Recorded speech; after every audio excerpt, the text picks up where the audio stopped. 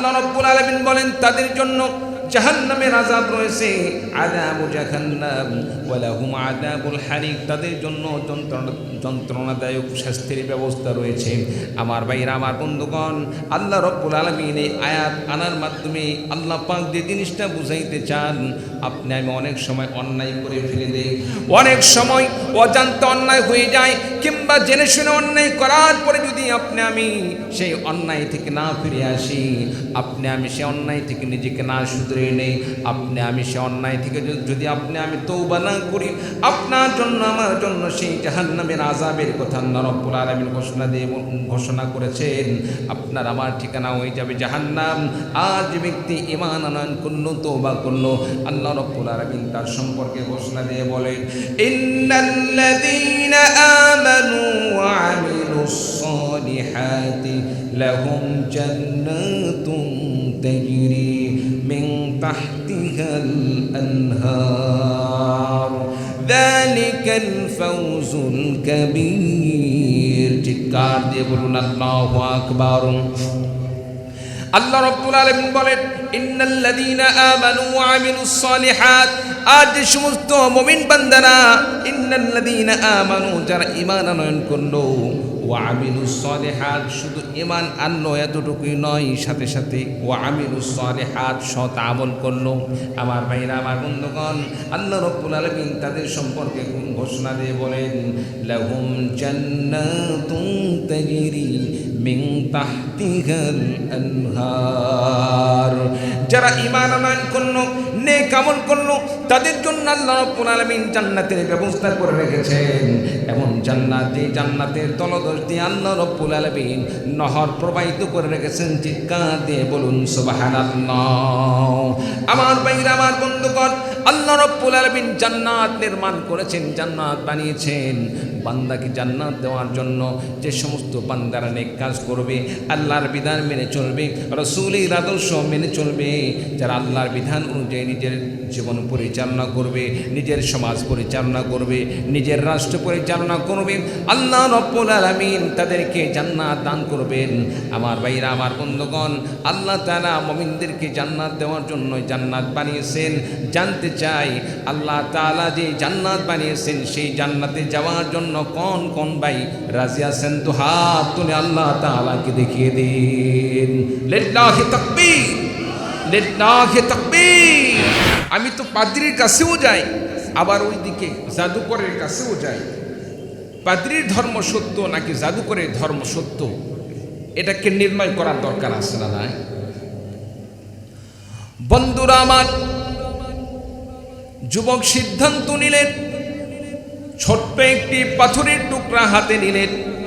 পাথরের টুকরা হাতে নিয়ে তিনি মনে মনে আল্লাহ রাব্বুল আলামিনের কাছে এই দোয়া করলেন, আয় আল্লাহ রাব্বুল আলামিন, এই পাদ্রীর ধর্ম যদি সত্য হয়ে থাকে, পাদ্রীর ধর্ম যদি সত্য হয়ে থাকে, এই পাথরের টুকরাটি আমি এই সিংহের গায়ে বা বাঘের গায়ে আমি নিক্ষেপ করব। নিক্ষেপ করার সঙ্গে সঙ্গে যেন ওই সাপ বা এই সিংহ, এই বাঘটি দুনিয়া থেকে বিদায় নিয়ে চলে যায়, ইন্তেকাল হয়ে যায়। যদি পাথরের আঘাতের কারণে, পাথর লাগার সঙ্গে সঙ্গে এই প্রাণীটি মারা যায়, তাহলে আমি মনে করব পাদ্রীর ধর্মটা সত্য। আর যদি এই পাথরের আঘাতে যদি এই প্রাণীটি মৃত্যুবরণ না করে, তাহলে মনে করে নেব ওই জাদুকরের ধর্ম সত্য। এই বলে যখন যুবকটি পাথরের টুকরাটি সেই প্রাণীর গায়ে আঘাত করলেন, আঘাত করার সঙ্গে সঙ্গে বিশাল আকারের প্রাণটি জমিনে ত্রাস করে পড়ে গেল, আর সঙ্গে সঙ্গে দুনিয়া থেকে বিদায় নিয়ে চলে গেল। বলুন সুবহানাল্লাহ। যুবকের বিশ্বাস হলো পাদ্রীর ধর্মই হলো সত্য, পাদ্রীর ধর্ম সত্য। কারণ এই ছোট্ট পাথরের আঘাতের কারণে এত বড় একটি প্রাণী মারা যাওয়ার কথা নয়। আল্লাহ রাব্বুল আলামিন কুদরতিভাবে পাথরের মধ্যে আল্লাহ রাব্বুল আলামিন একটি শক্তি দান করেছেন, যার কারণে পাথরটি নিক্ষেপ করার সঙ্গে সঙ্গে, আমার বন্ধুগণ, যার কারণে পাথরটি নিক্ষেপ করার সঙ্গে সঙ্গে সেই প্রাণীটি দুনিয়া থেকে বিদায় নিয়ে চলে গেল। আশেপাশে যেই সমস্ত মানুষরা দাঁড়িয়েছিলেন সমস্ত মানুষ এই অবস্থা দেখে আশ্চর্যকর এই পরিবেশ দেখে সকলে যুবকের কাছে আসলো আর যুবককে বলতে লাগলো, যুবক রে, তুমি সাধারণ কোনো মানুষ নয়, তুমি একজন অসাধারণ একজন মানুষ। অবশ্যই তোমার মধ্যে কোনো এমন কিছু অলৌকিক শক্তি রয়েছে যেটা অন্য কারোর মধ্যে নেই। যুবকের কাছে এক একজন এক এক দাবি নিয়ে আসলো। কোনো কষ্ট রোগওয়ালা কষ্ট রোগ থেকে মুক্তি পাওয়ার জন্য তার কাছে আবেদন করলো, আমার এই রোগটাকে সুস্থ করে দাও। অন্ধ লোক এসে তার কাছে আবেদন করতে লাগলো, আমার চক্ষুদ্বয়কে ভালো করে দাও। এরকমভাবে বিভিন্ন রোগের মানুষরা যুবকের কাছে এসে তারা বিভিন্ন প্রকার আবেদন করা শুরু করে দিল। যুবক বললেন, সুস্থ করার মালিক তো আমি নয়, সুস্থ করার মালিক একজন, তিনি হলেন আপনার আমার রব আল্লাহ। চিৎকার দিয়ে বলুন সুবহানাল্লাহ। আমার ভাইরা, আমার বন্ধুগণ, যুবক এইবার তাদেরকে বললেন, সুস্থ করার মালিক তো আমি নয়, সুস্থ করার মালিক আমি নয়, সুস্থ করার মালিক হলেন আল্লাহ। আপনাদেরকে আমি সুস্থ করার জন্য আমি আল্লাহ রাব্বুল আলামিনের কাছে দোয়া করতে পারি, তবে একটি শর্ত, সেটা হলো তাওহীদের ধর্ম গ্রহণ করতে হবে।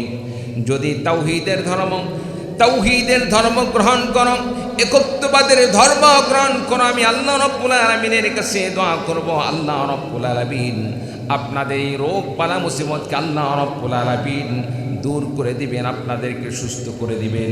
আমার ভাইরা, আমার বন্ধুগণ, সে সময়ে যারা উপস্থিত হয়েছিলেন তারা শর্ত মেনে নিল, তারা সকলেই তারা ইসলাম গ্রহণ করে নিল, তাওহীদের ধর্ম গ্রহণ করে নিল। আর যুবক আল্লাহ রাব্বুল আলামিনের কাছে দোয়া করলেন, আল্লাহ রাব্বুল আলামিন তোমার যে বান্দা ইসলাম গ্রহণ করলো, আল্লাহ রাব্বুল আলামিন অন্ধত্বতা থেকে মুক্তির জন্য আল্লাহ রাব্বুল আলামিন তারা আপনার কাছে আবেদন করে, আল্লাহ রাব্বুল আলামিন তাদের জন্য আমি দোয়া করছি, আল্লাহ রাব্বুল আলামিন অন্ধত্বতাকে দূর করে দাও, কুষ্ঠরোগকে দূর করে দাও। যুবক দোয়া করার সঙ্গে সঙ্গে আল্লাহ রাব্বুল আলামিন তাদের রোগ বালা মুসিবতকে দূর করে দিলেন। বলুন সুবহানাল্লাহ। আল্লাহ রাব্বুল আলামিন যদি কাউকে সুস্থ করে দেন, আল্লাহ তাআলা কাউকে সুস্থ করে দিলে দুনিয়ার কেউ তাকে সেই রোগের মধ্যে আটকে রাখতে পারবে? জোরে বলে, পারবে না। আমার ভাইরা, আমার বন্ধুগণ, এই কথা যখন এক পর্যায়ে বাদশার কানে চলে গেল, বাদশার দরবারে পৌঁছে গেল, বাদশা চিন্তার মধ্যে পড়ে গেলেন, আহারে এ কি শুরু হয়ে গেল? আমার দেশের মধ্যে আমাকে রব না মেনে অন্য আরেকজন রবের জন্য দাওয়াত দেওয়া শুরু হয়ে গিয়েছে। আমার ভাইরা, আমার বন্ধুগণ, এই জন্য বাদশা আস্তে আস্তে এই যুবককে তালাশ করে বাহির করলেন। আমাকে রব না মানিয়ে অন্য রবের প্রতি কে দাওয়াত দান করে তাকে নিয়ে আসো। আমার ভাইরা, আমার বন্ধুগণ, এক পর্যায়ে যুবককে উপস্থিত করা হলো। যাদেরকে ইমানদার বানানো হয়েছে তাদেরকে উপস্থিত করা হলো, আর যারা সেখানে উপস্থিত ছিল তাদেরকে সেখানে উপস্থিত বাদশার দরবারে উপস্থিত করা হলো। আমার ভাইরা, আমার বন্ধুগণ, এক পর্যায়ে যুবককে বলা হলো, আমাকে রব না মানিয়ে অন্য রবের জন্য দাওয়াত প্রদান করো, কবে থেকে এটা শুরু করে দিলে? আমার ভাইরা, আমার বন্ধুগণ, এক পর্যায়ে যুবকের সামনে যারা ইসলাম গ্রহণ করেছিল তাদেরকে হত্যা করে ফেলে দেওয়া হলো। শুধু তাই নয়, ওই যে পাদ্রী যার কাছ থেকে যুবক তাওহীদের ধর্ম গ্রহণ করেছিল, পাদ্রীকেও সেখানে উপস্থিত করা হলো, পাদ্রীকেও হত্যা করা হলো। এবার যুবককে বাদশা সিদ্ধান্ত নিলেন এমনভাবে তাকে হত্যা করবে যেভাবে হত্যা করলে দুনিয়ার সমস্ত মানুষরা সেখান থেকে শিক্ষা গ্রহণ করবে। বাদশাকে রব না মানিয়ে অন্য কাউকে যদি রব মানা হয় তার শাস্তি কেমন হয়, এই যুবককে হত্যা করা থেকে তারা যেন শিক্ষা গ্রহণ করে। এই জন্য বাদশা সিদ্ধান্ত নিলেন এমনভাবে তাকে হত্যা করতে হবে যেটা স্মরণীয় হয়ে থাকে। আমার ভাইরা, আমার বন্ধুগণ, সে দেশের সেনাবাহিনীর লোকদেরকে এবার বাদশা নির্দেশ প্রদান করলেন, যাও এবার যুবককে পাহাড়ের চূড়ায় নিয়ে যাও। পাহাড়ের চূড়ায় নিয়ে গিয়ে পাহাড়ের চূড়া থেকে নিক্ষেপ করে নিচে ফেলে দিয়ে তাকে হত্যা করো। যুবককে পাহাড়ের চূড়ায় নিয়ে যাওয়া হলো, পাহাড়ের চূড়া থেকে নিক্ষেপ করে তাকে হত্যা করার জন্য পাহাড়ের উপর নিয়ে যাওয়া হলো। আমার ভাইরা, আমার বন্ধুগণ, এক পর্যায়ে দেখা গেল যে সমস্ত সেনাবাহিনীর লোকেরা যুবককে হত্যা করার জন্য পাহাড়ের চূড়ায় নিয়ে গিয়েছিল, যুবককে নিক্ষেপ করে মারবেন, যুবককে নিক্ষেপ করে মারার সময় যুবককে তারা পাহাড় থেকে ফেলে দিতে পারল না, বরং যে সেনাবাহিনীর লোকেরা যুবককে মারার জন্য নিয়ে গিয়েছিল তারাই পাহাড় থেকে জমিনে নিচে পড়ে গেল এবং দুনিয়া থেকে বিদায় নিয়ে চলে গেল। বলুন সুবহানাল্লাহ। যারাই হত্যা করার জন্য নিয়ে গিয়েছিল তারাই বিদায় নিয়ে চলে গেল। যুবক সুস্থ অবস্থায় আবার বাদশার সামনে চলে গেলেন। বাদশা আশ্চর্য হয়ে গেল, এ কি কথা, তাকে মারার জন্য নিয়ে গেল অথচ সে জীবিত অবস্থায় ফিরে আসলো, আর যারা মারতে গিয়েছিল তারাই দুনিয়া থেকে বিদায় নিয়ে চলে গেল। বাদশা এবার সিদ্ধান্ত নিলেন, যেভাবেই হোক যুবককে হত্যা করতে হবে। পাহাড় থেকে নিক্ষেপ করে যেহেতু মারা যায় না, এবার সাগরের মধ্যে তাকে পানিতে চুবিয়ে চুবিয়ে মারতে হবে। নৌবাহিনীর লোকদেরকে নির্দেশ প্রদান করা হলো, যাও তাকে সাগরের মধ্যে নিক্ষেপ করে সাগরের পানিতে নিক্ষেপ করে তাকে হত্যা করো। আমার ভাইরা, আমার বন্ধুগণ, এবার তাকে সাগরের মধ্যে নিয়ে যাওয়া হলো। সাগরের মধ্যে নিয়ে গিয়ে যারা পানিতে নিক্ষেপ করে মারার জন্য যারা নিয়ে গিয়েছিল যুবককে, তারা মারতে পারল না, তারাই সেখানে পানিতে নিক্ষিপ্ত হয়ে মারা গেল। যুবক সুস্থ অবস্থায় আবার বাদশার সামনে উপস্থিত হয়ে গেলেন। আমার ভাইরা, আমার বন্ধুগণ, বাদশা আশ্চর্য হয়ে গেলেন। বাদশা চিন্তার মধ্যে পড়ে গেলেন, এত কিছু করার পরে যুবককে মারা যাচ্ছে না, তাহলে কিভাবে মারা যাবে? যুবক বললেন, বাদশা, আপনি যতই চেষ্টা করেন না কেন, আপনি যেভাবেই আমাকে মারতে চান না কেন, আপনি আমাকে মারতে পারবেন না। তবে একটি কথা বলি, আপনি যদি আমাকে মারতে চান, আমি যেভাবে মারতে বলবো সেভাবে যদি আপনি আমাকে মারেন, তাহলে একমাত্র আমি ইন্তেকাল করব। বলুন সুবহানাল্লাহ। প্রিয় ভাই সব, যুবকই বা বাদশাকে বললেন, আমাকে যদি মারতে হয় আমি যেভাবে বলবো সেভাবে আমাকে মারতে হবে। আপনি যেভাবে মারতে চাইবেন সেভাবে আপনি আমাকে মারতে পারবেন না, কারণ আপনি যেভাবে মারবেন সেটা তো আপনার চেষ্টায়, আপনার মনের আশা পূরণ করার জন্য, আর সেটার মধ্যে আল্লাহ তাআলা আমার জন্য ইন্তেকাল রাখেন নাই, বরং আমি যেভাবে বলবো আল্লাহর দিন, আল্লাহর জমিনে প্রতিষ্ঠা করার লক্ষ্যেই আমাকে মারার পদ্ধতি আমি বলে দেব। যেভাবে বলবো সেভাবে যদি আপনি আমাকে মারেন তাহলে মারতে পারবেন। বাদশা বললেন, তাহলে ঠিক আছে, কিভাবে মারব?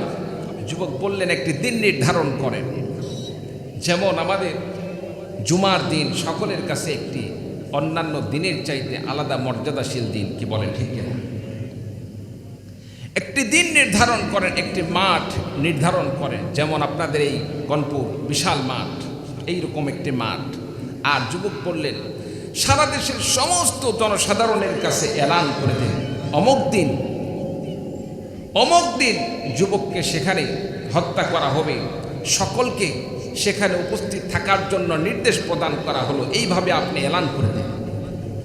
বাদশা নিজের ক্ষমতা রক্ষার জন্য, নিজের রুবুবিয়াত সে যে দাবি করছে সেটাকে টিকিয়ে রাখার জন্য যুবক যেভাবে বলতেছে সেভাবে সে রাজি হচ্ছে। সম্মানিত উপস্থিতি, এটা কি বলা হয়? ক্ষমতার যে একটি লোভ, একটি দুনিয়ার লোভ, ক্ষমতার লোভ, যে নিজের ক্ষমতাকে টিকিয়ে রাখার জন্য শত্রু পক্ষের পক্ষ থেকেও সে পরামর্শ নিচ্ছে শত্রুকে কিভাবে মোকাবেলা করা যায়। আসলে বলুন তো দেখি, শত্রুকে আমি তো সবসময় মারতে চাই, শত্রু যদি তাকে মারার পরামর্শ দেয় আর আমি সেই পরামর্শ গ্রহণ করি, এটা কি কোনোদিন মানবতা হতে পারে? হতে পারে না। সম্মানিত উপস্থিতি, এক পর্যায়ে বাদশা বললেন, ঠিক আছে, তাহলে কিভাবে মারবো? এভাবে দেখিয়ে দেওয়া হলো।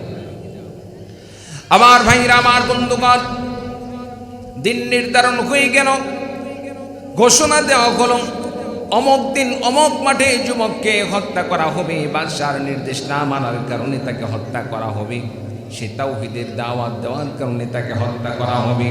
আমার ভাইরা, আমার বন্ধুগণ, মাঠে সেদিন হাজার হাজার মানুষের সমাগম হয়ে গেল, অনেক মানুষের সমাগম হয়ে গেল। সেখানে একটি স্টেজ কায়েম করা হলো। যুবক বললেন, এতগুলো মানুষের সামনে আপনি শুধু এই বাক্য পড়ে আমার গায়ে তীর নিক্ষেপ করবেন, বিস্মে রব্বি হাদাল গোলাম, এই যুবকের রবের নাম নিয়ে আমি তীরটি নিক্ষেপ করলাম। এই বাক্য পড়ে যদি আপনি তীর নিক্ষেপ করেন তাহলে আমি দুনিয়া থেকে বিদায় নিয়ে চলে যাব। যুবক যেভাবে বললেন সেভাবে সিদ্ধান্ত অনুযায়ী বাদশাহ সেখানে তীর নিক্ষেপ করলেন। আমার ভাইরা, আমার বন্ধুগণ, যুবকের গায়ে যখন তীর নিক্ষেপ করা হলো, তীর নিক্ষেপ করার সঙ্গে সঙ্গে বাদশাহ যখন বিস্মে রব্বি হাদাল গোলাম বলে তীর নিক্ষেপ করলেন, তীর নিক্ষেপ করার সঙ্গে সঙ্গে যুবক দুনিয়া থেকে বিদায় নিয়ে চলে গেলেন। আমার ভাইরা, আমার বন্ধুগণ, আর সেখানে যে সমস্ত মানুষ ছিল, হাজার হাজার লক্ষ লক্ষ মানুষ, সমস্ত মানুষ তারা সিদ্ধান্ত নিল বাদশাহ তো ইতিপূর্বে হাজারো চেষ্টা করে তাকে মারতে পারে নাই। যুবক যেভাবে তাকে মারার কথা বলেছে সেভাবেই যখন বাদশাহ মারার সিদ্ধান্ত নিল, সেইভাবে মারার সঙ্গে সঙ্গে যুবক দুনিয়া থেকে বিদায় নিয়ে চলে গেল। তার মানে হলো, আমরা যে বাদশাকে রব বলে মেনে নিয়েছি, বাদশাহ তো আসলে রব নয়, বাদশাহ হলো একজন মিথ্যাবাদী রব। আর যুবক যে রবের দাওয়াত দান করেছেন সেই রব হচ্ছে সত্য রব, সেই দিন হচ্ছে সত্য দিন, সেই ধর্ম হচ্ছে সত্য ধর্ম। এই জন্য সমস্ত মানুষ উপস্থিতিতে সেখানে ঘোষণা দিয়ে দিলেন, আমান্না বিরাব্বি হাদাল গোলাম। চিৎকার দিয়ে বলুন আল্লাহু আকবার। সমস্ত মানুষ ঘোষণা দিয়ে দিলেন, এই যুবকের রবের প্রতি আমরা ঈমান আনয়ন করলাম। আমার ভাইরা, আমার বন্ধুগণ, সকল মানুষ বুঝতে পারল আসলে বাদশাহ তো সে সত্যবাদী নয়, বাদশাহ হলো মিথ্যাবাদী, বাদশাহ হলো ধান্দাবাজি, আর যুবক হলো সত্যবাদী। সুতরাং এই যুবকের রবের প্রতি আমরা ঈমান আনয়ন করলাম। বলুন সুবহানাল্লাহ। বাদশার বিপদ বাড়লো না কমলো? জোরে বলেন, আপনারা মনে হয় কথা বোঝেন নাই। বাদশার বিপদ বাড়লো না কমলো? বাড়লো। আগে ছিল কয়েকজন মুসলিম, হাতে গোনা কয়েকজন, এই 2-4-5 জনকে মারার জন্য কত রকম চেষ্টা, একজন যুবককে মারার জন্য কত আয়োজন, কত রকম আয়োজন। কিন্তু সম্মানিত উপস্থিতি, এখান থেকে একটি জিনিস শিক্ষা নিতে হবে, মুসলমান ইসলামের কল্যাণের জন্য নিজের জানের কোনো পরোয়া করে না, নিজের জানের মায়া করে না। নিজের জীবনের বিনিময়ে যদি ইসলামের কল্যাণ হয়, ইসলামের হেফাজত হয়, মুসলমান মুমিন বান্দা ইসলামের জন্য নিজের জীবনকে কুরবানি করে দিতে প্রস্তুত থাকে। চিৎকার দিয়ে বলুন ঠিক কিনা? উপস্থিত সমস্ত মানুষ মুসলমান হয়ে গেল। বাদশাহ চিন্তার মধ্যে পড়ে গেলেন, আহারে, আগে তো ছিল একটা বিপদ, এখন তো হয়ে গেল শত শত বিপদ। এতগুলো মানুষ ইসলাম গ্রহণ করলে এখন কি করা যায়, এখন কি করা যায়, এদেরকে কি করব? বাদশাহ সিদ্ধান্ত নিলেন, বড় বড় আগুনের চুলা খনন করা, বড় বড় চুলা খনন করে সেখানে আগুন জ্বালানো হোক। দীর্ঘদিন পর্যন্ত সেই চুলাগুলোতে আগুন জ্বালানো হলো। জ্বালাইতে জ্বালাইতে এক পর্যায়ে বাদশাহ নির্দেশ প্রদান করলেন, যারা ঈমান আনছে, তাওহীদ গ্রহণ করেছে, আমাকে রব বাদ দিয়ে অন্য কাউকে রব বলে মেনে নিয়েছে, তাদেরকে একটা একটা করে ধরো, তাদেরকে এই প্রস্তাব দেওয়া হোক, হয় ইসলাম ছাড়তে হবে, তাওহীদের বাণী ছাড়তে হবে, নয়তো এই আগুনের মধ্যে নিক্ষিপ্ত হয়ে মরতে হবে। সম্মানিত উপস্থিতি, এক পর্যায়ে দেখা গেল এক একজন ব্যক্তিকে ধরে ধরে এইরকম প্রস্তাব দেওয়া হলো, আর তাদেরকে বলা হলো, যদি ইসলাম না ছাড়ো, তাওহীদ না ছাড়ো, তোমাদেরকে আগুনের মধ্যে নিক্ষেপ করে মারা হবে। সম্মানিত উপস্থিতির ফলে দেখা গেল কেউ ইসলাম ছাড়ল না, তাওহীদ ছাড়ল না, একত্ববাদের ধর্ম ছাড়ল না, নিজেরা আগুনের মধ্যে নিক্ষিপ্ত হয়ে মারা গেল। তারপরেও অন্তর থেকে আল্লাহকে ভুলে যেতে পারল না, তাওহীদকে ছেড়ে দিতে পারল না। বলুন সুবহানাল্লাহি ওয়া বিহামদিহি, সুবহানাল্লাহ। এটাই হচ্ছে মুমিনের পরিচয়, এটাই হচ্ছে ঈমানদারের পরিচয়। আর আপনি আমি সামান্য একটু বিপদ আসলেই, একটু বালা মুসিবত আসলেই আল্লাহকে ভুলে যাই, আমরা বলে ফেলে দেই, আল্লাহ কি আর কাউকে দেখে না? আমার সন্তানকেই নিতে হবে, আর কোন সন্তান আল্লাহ কি দেখে না? এই রকম কিন্তু অনেক সময় আমরা বলে ফেলে দিই। সম্মানিত উপস্থিতি, এগুলা থেকে বিরত থাকতে হবে। আমার ভাইরা, আমার বন্ধুগণ,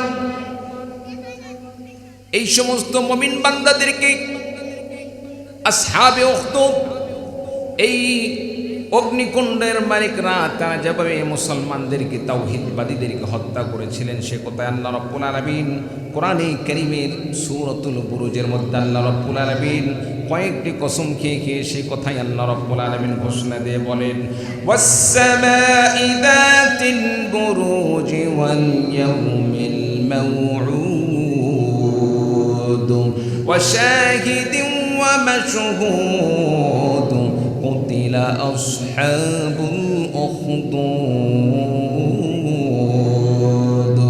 এক নম্বর আল্লাহ রাব্বুল আলামিন কসম খান, ওয়াস-সামাই যাতিল বুরুজ, নক্ষত্র বিশিষ্ট সেই মহাকাশের কসম, ওয়াল ইয়াউমিল মাউউদ, কিয়ামতের দিবসের কসম, ওয়া শাহিদিন ওয়া মাশহুদ, আমার ভাইরা, আমার বন্ধুগণ, শাহিদ মাশহুদের কসম খেয়েছেন, জুমার দিনের কসম, আরাফার দিনের কসম। চারটি কসম খাওয়ার পরে আল্লাহ রাব্বুল আলামিন ঘোষণা দিয়ে বলেন, কুতিলা আসহাবুল উখদুদিন নারি যাতিল ওয়াকুদ। ওই আসহাবে উখদুদ যারা মুসলমানদেরকে, তাওহীদবাদীদেরকে হত্যা করার জন্য বড় বড় অগ্নি পরীক্ষা খনন করেছিল, আমার ভাইরা, আমার বন্ধুগণ, মুসলমানদেরকে, তাওহীদবাদীদেরকে তারা শুধুমাত্র তাওহীদ গ্রহণ করার কারণে, একত্ববাদের ধর্ম গ্রহণ করার কারণে আসহাবে উখদুদের মালিকরা তারা মুমিন বান্দাদেরকে জাহান সেই আগুনের মধ্যে নিক্ষেপ করে করে তারা হত্যা করেছিল। আমার ভাইরা, আমার বন্ধুগণ, এক পর্যায়ে দেখা গেল আল্লাহ রাব্বুল আলামিন ওই জালেমদেরকেও সেই অগ্নিকুণ্ডের আগুন দিয়ে আল্লাহ রাব্বুল আলামিন সেই জালেমদেরকেও ধ্বংস করে দিয়েছিলেন। বলুন নাউযু বিল্লাহ। আমার ভাইরা, আমার বন্ধুগণ, এক পর্যায়ে মুসলমানদেরকে মারতে মারতে, যখন তারা মুসলমানদেরকে মারতেছিল, এক পর্যায়ে সমস্ত মানুষদেরকে হত্যা করা শেষের দিকে, মুমিনদেরকে হত্যা করার শেষ পর্যায়ে তারা মুসলমানদেরকে হত্যা করতেছিল আর আনন্দ উৎসব করতেছিল। আমার ভাইরা, আমার বন্ধুগণ, এক পর্যায়ে শেষ পর্যন্ত দেখা গেল একজন মহিলার কোলে দুধের শিশু বাচ্চা মায়ের কোলে থাকার কারণে মা চিন্তা করতেছিল, ইতস্তত বোধ করতেছিল, আমি যদি আগুনের মধ্যে নিক্ষেপ হয়ে যায় আমার সন্তানের কি অবস্থা হবে। মা আগুনে নিক্ষিপ্ত হতে এক পর্যায়ে সেই ইতস্তত করতেছিলেন। আল্লাহ রাব্বুল আলামিন শিশু বাচ্চার জবান খুলে দিলেন। শিশু বাচ্চা সে সময়ে মায়ের জন্য আল্লাহ রাব্বুল আলামিন শিশু বাচ্চার জবান খুলে দিলেন। শিশু বাচ্চা মাকে লক্ষ্য করে বললেন, ইসবিরি ইয়া উম্মাহ ইসবিরি ফা ইন্নাকা আলাল হক, হে মা, ধৈর্য ধারণ করো, কেননা তুমি নিঃসন্দেহে সত্যের পথে আসো, তোমাকে ভয় করার কোনো কারণ নেই। এক পর্যায়ে মা আগুনের মধ্যে নিক্ষেপ হয়ে গেলেন। আমার ভাইরা, আমার বন্ধুগণ, এক পর্যায়ে দেখা গেল মুসলমানদেরকে যখন তারা হত্যা করার জন্য এইরকম আনন্দ উৎসব করতেছিল, ওই অগ্নিকুণ্ড থেকে আগুন উতলে ওঠে চতুর্পাশে ছড়িয়ে পড়ল। যে সমস্ত জালেমরা মুসলমানদেরকে হত্যা করতেছিল, আল্লাহ রাব্বুল আলামিন তাদেরকেও সে আগুনের মাধ্যমে জ্বালিয়ে সারকার করে দিলেন। বলুন নাউযু বিল্লাহ। সম্মানিত উপস্থিতি, জালেমের জুলুম সাময়িক, জুলুম কোনোদিন স্থায়ী হতে পারে না। আর মাজলুমের যে অন্তরের প্রকাশ, এই অন্তরের ব্যথার কারণে আল্লাহ রাব্বুল আলামিন মাজলুমদেরকে আখিরাতে চিরস্থায়ী জান্নাতের ব্যবস্থা করে দিবেন। বলুন সুবহানাল্লাহ। সম্মানিত উপস্থিতি, বর্তমানে আমরা লক্ষ্য করছি সুদানে, সেখানে মুসলমানদেরকে হত্যা করা হচ্ছে। কিন্তু গত কয়েকদিন যাবৎ আমরা দেখতে পাচ্ছি দুনিয়ার কোনো মানবতাবাদী কোনো সংগঠন তাদের পাশে একটা কথা বলল না। জাতিসংঘের মতো একটি সংঘ, এমন একটি জাতীয় পর্যায়ের সংগঠন, সেটা থেকেও কোনো প্রকার প্রতিবাদ আসে না। আজকে সেখানে মুসলমানদেরকে সেখানে কুকুরের মতো মারা হচ্ছে, একটি ঘরের মধ্যে আবদ্ধ করে আগুন জ্বালিয়ে সেখানে শেষ করে দেওয়া হচ্ছে। সম্মানিত উপস্থিতি, এই সমস্ত নির্যাতন কিসের প্রমাণ করে? একটি প্রমাণ করে, সেটা হচ্ছে মুসলিম হিসাবে আপনার আমার যেটা করণীয় ছিল, যেটা করার দরকার ছিল, সেটা আপনি আমি করতে পারি নাই। মুসলিম হিসাবে আপনাকে আমাকে নবীর আদর্শ গ্রহণ করা দরকার ছিল। নবীর আদর্শ গ্রহণ করে মাজলুমদের পক্ষে দাঁড়িয়ে তরবারি উঁচিয়ে কাফেরদের সাথে লড়াই করা, জিহাদ করা। মুসলিম হিসাবে আপনি আমি যদি আজকে জিহাদে শামিল হতে পারতাম, নামাজের মতো আল্লাহর একটি ফরজ বিধান হিসাবে গ্রহণ করতে পারতাম, আল্লাহ রাব্বুল আলামিন পৃথিবীর বুকে মুসলমানদেরকে, আল্লাহ রাব্বুল আলামিন রাজত্ব দিয়ে মুসলমানদেরকে সসম্মানে থাকার ব্যবস্থা করে দিত। চিৎকার দিয়ে বলো ঠিক কিনা? কিন্তু আফসোসের বিষয়, আমরা নামাজ পড়ি, ঠিক আছে, রোজা রাখি, হজ করি, জাকাত দিই, কিন্তু যখন জিহাদের কথা আসে তখন আমরা জিহাদকে নিয়ে কটূক্তি করি, জঙ্গিবাদী বলি, সন্ত্রাসবাদী বলি। জিহাদ তো জঙ্গিবাদ না, জিহাদ আর জঙ্গিবাদ এক নয়।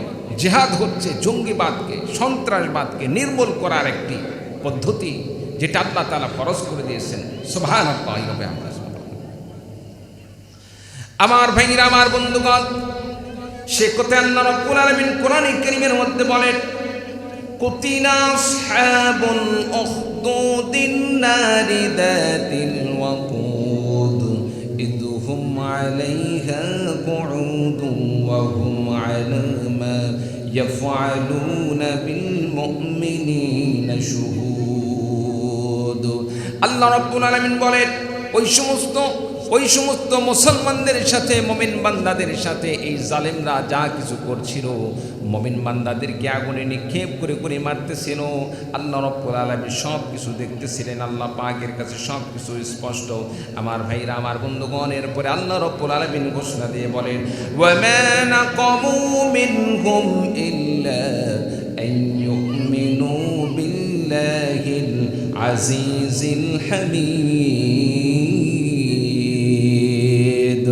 আল্লাহ রাব্বুল আলামিন ওই সমস্ত মুমিন বান্দাদেরকে হত্যা করার কারণ হিসাবে এখানে বর্ণনা করেন, তাদের তো কোনো অপরাধ ছিল না, তারা তো চুরি করে নাই, তারা তো ডাকাতি করে নাই, তারা ছিনতাই করে নাই, তারা জেনা করে নাই, তারা কোনো প্রকার পাপাচারি করে নাই, দুনিয়ার কোনো অন্যায়ের সাথে সম্পৃক্ত নয়।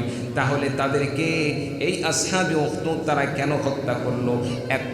তাদের একমাত্র অপরাধ ছিল, আল্লাহ রাব্বুল আলামিন সে কথাই বলেন, ওয়া মা নাকামু মিনহুম ইল্লা আন ইউমিনু বিল্লাহিল আজিজিল হামিদ। সুপ্রশংসিত মহান আল্লাহ রাব্বুল আলামিনের প্রতি ঈমান আনয়ন করাই তাদের একমাত্র অপরাধ ছিল। আমার ভাইরা, আমার বন্ধুগণ, ঠিক তেমনি ভাবে আমার বাংলাদেশে এখনই আপনি আমি যদি লক্ষ্য করে দেখি, কোনো মুসলমান যখন একজন আলেম হিসাবে যখন হকের পক্ষে কথা বলতে গিয়ে অন্যায়ের বিরোধিতা করে, অন্যায়ের মোকাবেলা করে, সত্যের পক্ষে কথা বলে, সত্যের পক্ষে যখন কোনো প্রকার মোকাবেলা করে, এক পর্যায়ে দেখবেন আমার দেশের সন্ত্রাসবাদ, আমার দেশের কিছু সংগঠনগুলো আছে যারা মানবতার নাম দিয়ে যারা অমানবিকতার কাজ চালিয়ে যাচ্ছে, যারা শান্তির নাম দিয়ে যারা অশান্তির মূল কাহিনীতে যারা পরিণত হয়ে আছে, তারা আলেমদেরকে জঙ্গিবাদের তকমা লেগে দেয়। আমার ভাইরা, আমার বন্ধুগণ, ঠিক তেমনিভাবে আমার ভাইরা, আমার বন্ধুগণ, আপনি আমি যদি ইসলামের পক্ষে যখনই আপনি আমি যখন কোনো পদক্ষেপ নিয়ে ইসলামের পক্ষে কোনো কাজ করতে যাব, এমনকি আপনি আমি যদি নিজের শরীর ঠিক রাখার জন্য যদি আপনি আমি এখন শরীর চর্চা করে ব্যায়াম শুরু করে দেই, আপনার আমার সাধারণ ব্যায়ামকে তারা দেখবেন আপনার রাষ্ট্রবিরোধী আর সন্ত্রাসবাদ বলে তারা চালিয়ে দিবে। চিৎকার দিয়ে বলুন ঠিক কিনা? আপনি আমি ব্যায়াম করতেছি, স্বাভাবিকভাবে শরীর চর্চা করতেছি, শরীর চর্চা করলেই দেখা যাবে তাদের কাছে আপনি আমি জঙ্গিবাদ হয়ে যাব, রাষ্ট্রবিরোধী হয়ে যাব। অথচ তারা দামি দামি অস্ত্র নিয়ে মহড়া দিচ্ছে, দিন দুপুরে মানুষ হত্যা করতেছে, সেটা তাদের কাছে কোনো অপরাধ মনে হয়। আসলে সব কিছুর মূলে হচ্ছে আমাদের রাষ্ট্রের মূল কাঠামোতে দেশপ্রেমিক কোনো মানুষ নেই। যারা আছে তারা বিদেশপ্রেমী, বাংলাদেশের শত্রু, যার কারণে আপনি আমি দেশের পক্ষে কাজ করলেও তাদের কাছে এটা ভালো লাগে না, তাদের কাছে এটা পছন্দ হয় না। আপনাকে আমাকে সন্ত্রাসবাদ বানাতে তারা বিভিন্ন প্রকার ফন্দি পাকায়। অথচ যারা সন্ত্রাসবাদের পিছনে যারা লাগিয়ে আছে, দেশের বিভিন্ন জায়গায় সন্ত্রাসবাদ চালিয়ে যাচ্ছে, তাদেরকে হাজারো দেখতে পাইলেও তারা কোনো প্রকার সেটা নিয়ে তাদের মাথা ব্যথা হয় না। এই তো আমরা কিছুদিন যাবৎ দেখতে পাচ্ছি বাংলাদেশে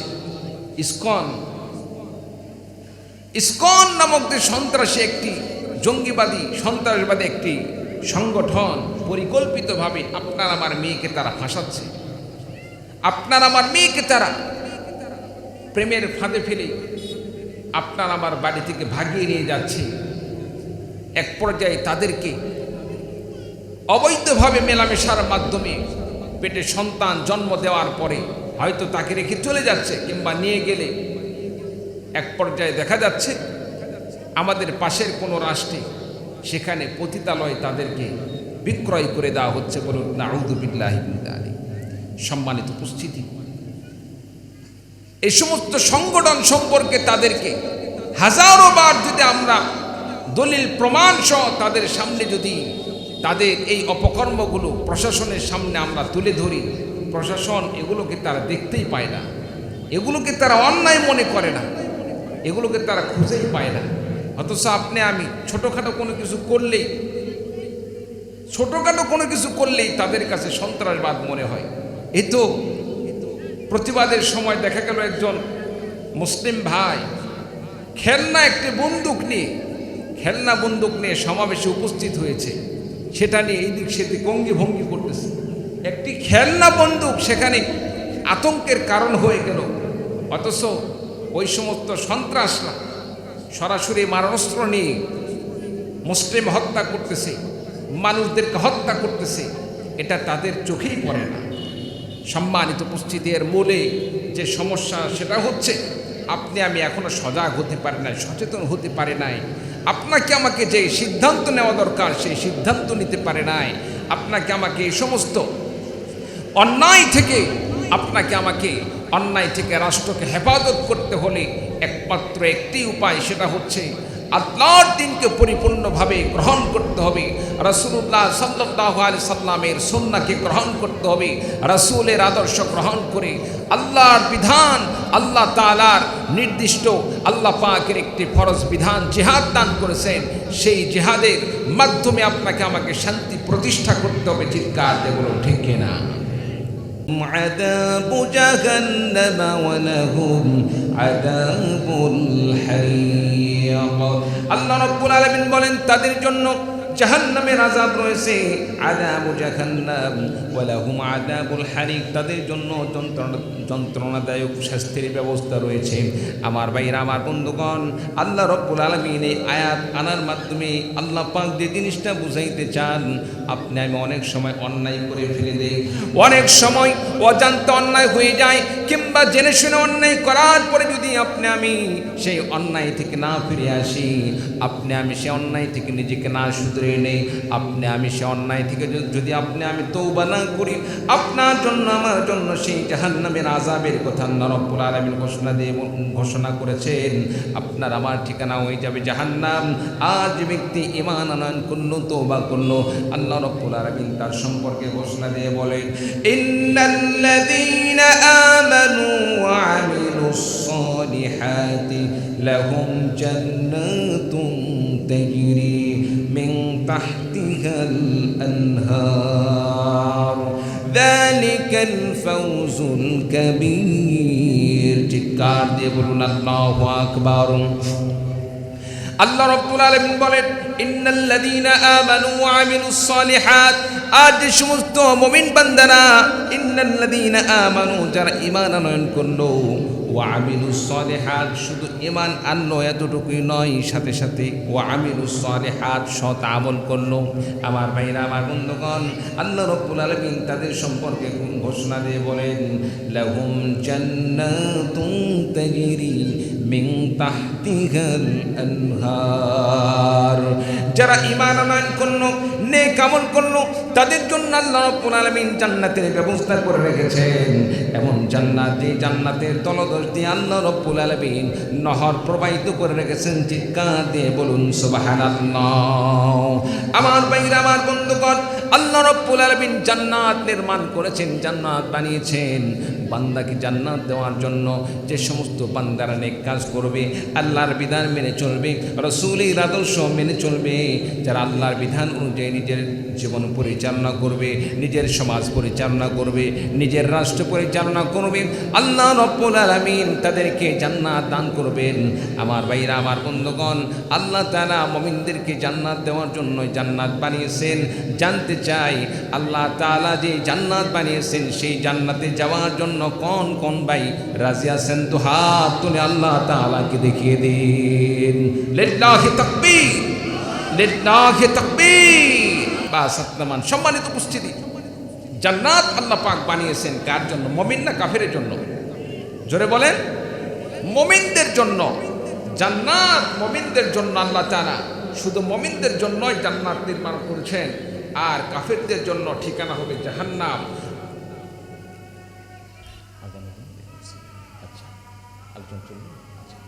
সম্মানিত উপস্থিতি, তাহলে মুমিনদের জন্য আল্লাহ রাব্বুল আলামিন জান্নাতের ব্যবস্থা করে রেখেছেন। আপনি আমি মুমিন, আপনার আমার অবশ্যই তামান্না থাকতে হবে আপনি আমি জান্নাতে যাব। জান্নাতে যাওয়ার যদি আশাই না থাকে, তামান্নাই না থাকে, তাহলে জান্নাত কেমনে যাব? প্রত্যেকটা জিনিসের তো মানুষের একটা চাহিদা থাকতে হবে, আমি এই হব সেই হব। যদি হওয়ার আশাই না থাকে তো সে তো কিছুই হতে পারবে না। ওই তো কথায় আছে, কোনো জিনিস যদি কেউ হতে চায়, কোনো জিনিস পাইতে চায়, কোনো মানুষ যদি দেখা যাচ্ছে 100 টাকা পাওয়ার আশা করে, 100 না পাইলে 90 পায়, 50 পায়, আর কেউ যদি মনে করে আমার কোনো পাওয়ারই দরকার নাই, সে তো কিছুই পাবে না। সম্মানিত উপস্থিতি, আল্লাহ পাক মুমিনদের জন্য জান্নাত নির্মাণ করেছেন, মুমিনদেরকে জান্নাত দান করবেন। তাহলে মুমিন বান্দাদের জন্য জান্নাত পাওয়ার জন্য কি কি কাজ করতে হবে? মুমিন বান্দাদের জন্য আল্লাহ রাব্বুল আলামিন কয়েকটি গুণের কথা আল্লাহ রাব্বুল আলামিন ঘোষণা করেছেন। মুমিন বান্দারা যদি কয়েকটি গুণ অর্জন করতে পারে, আল্লাহ তাআলা মুমিন বান্দাদেরকে একটি উপাধি দান করবেন, একটি আল্লাহ রাব্বুল আলামিন পদবি দান করবেন, যে পদবি মুমিন বান্দাদেরকে জান্নাতের দরজা পর্যন্ত পৌঁছে দিবেন। বলুন সুবহানাল্লাহ। মুমিন বান্দার কয়েকটি গুণের কথা আল্লাহ তাআলা বলেছেন। গুণের কথা বলবো কি? বলবো। আল্লাহ রাব্বুল আলামিন বলেন, ইন্নামাল মুমিনুনা আল্লাযীনা আমানু বিল্লাহি ওয়া রাসূলিহি সুম্মা লাম ইয়ারতাবু ওয়া জাহাদু বিআমওয়ালিহিম ওয়া আনফুসিহিম ফি সাবিলিল্লাহ উলাইকা হুমুস সাদিকুন। আল্লাহ রাব্বুল আলামিন মুমিন বান্দাদের সম্পর্কে আল্লাহ রাব্বুল আলামিন কয়েকটি গুণের কথা বলেন। ইন্নামাল মুমিনুন, নিঃসন্দেহে মুমিন বান্দারা হলো তারা আল্লাযীনা আমানু বিল্লাহি ওয়া রাসূলিহি, ওই সমস্ত বান্দারাই হলো প্রকৃতপক্ষে মুমিন বান্দা যারা এক নম্বরে ঈমান আনয়ন করে আল্লাহ এবং রাসূলের প্রতি। চিৎকার দিয়ে বলুন সুবহানাল্লাহ। মুমিন বান্দার যে কয়েকটি গুণের কথা এখানে বলা হচ্ছে, তার মধ্যে সর্বপ্রথম যে গুণের কথা আল্লাহ রাব্বুল আলামিন বললেন, মুমিন বান্দা তারাই যারা আল্লাহর প্রতি এবং রাসূলের প্রতি ঈমান আনয়ন করে। সুম্মা লাম ইয়ারতাবু, অতঃপর সে অন্তরে কোনো প্রকার সংশয় রাখে না, সন্দেহ রাখে না। আল্লাহ সম্পর্কে, রাসূল সম্পর্কে কোনো সন্দেহ নেই। আমরা অনেক সময় কোনো জিনিস করার পরে সন্দেহ করি, এটা হবে কি হবে না, কি বলেন ঠিক কিনা? ইসলাম গ্রহণ করলাম, এটা সত্য না মিথ্যা ধর্ম, অনেকের অন্তরে সন্দেহ থেকে যেতে পারে। আমার ভাইরা, আমার বন্ধুগণ, আল্লাহ পাক কোরআন কারীমের এই আয়াতের মধ্যে বলেন, কোন বান্দা যদি ইসলাম গ্রহণ করার পরে আল্লাহকে আল্লাহ বলে মুখ দিয়ে স্বীকার করে নেওয়ার পর, রাসূলকে রাসূল বলে স্বীকার করে নেওয়ার পরে যদি অন্তরের মধ্যে তার যারা পরিমাণ সন্দেহ থাকে, আমি যে আল্লাহকে আল্লাহ বলে মেনে নিলাম, রাসূলকে রাসূল বলে মেনে নিলাম, এটা কি আসলে সত্য না মিথ্যা, এই রকম যদি সন্দেহ থাকে, আল্লাহর কসম করে বলছে সে কোনোদিন মুমিন হতে পারে না। এই জন্য মুমিন বান্দার জন্য আল্লাহ রাব্বুল আলামিন ঘোষণা দিয়ে বলেন, বান্দা জবান দিয়ে স্বীকার করে নিবে, সাথে সাথে আল্লাহ রাব্বুল আলামিন এই বিষয়ে সে অন্তর থেকে বিশ্বাস করে নিবে, সুম্মা লাম ইয়ারতাবু, সে কোনো প্রকার সংশয় করবে না। ওয়াজাহাদু বিআমওয়ালিহিম ওয়া আনফুসিহিম ফি সাবিলিল্লাহ। এই দুইটির পরে আল্লাহ রাব্বুল আলামিন মুমিন বান্দার সম্পর্কে আল্লাহ রাব্বুল আলামিন ঘোষণা দিয়ে বলেন, ওয়াজাহাদু বিআমওয়ালিহিম ওয়া আনফুসিহিম। আল্লাহ রাব্বুল আলামিন মুমিন বান্দাদেরকে যে জান দান করেছেন, যে মাল দান করেছেন, এই জান মাল নিয়ে আল্লাহ রাস্তায় জিহাদ করবে। যারা জান মাল নিয়ে আল্লাহ রাস্তায় লড়াই চালিয়ে যাবে, আল্লাহ রাব্বুল আলামিন তাদের সম্পর্কে ঘোষণা দিয়ে বলেন, উলাইকা হুমুস সাদিকুন। যার মধ্যে এই তিনটি গুণ পাওয়া যাবে, তারাই হলো প্রকৃতপক্ষে সাদিক, তারাই হলো সত্যবাদী।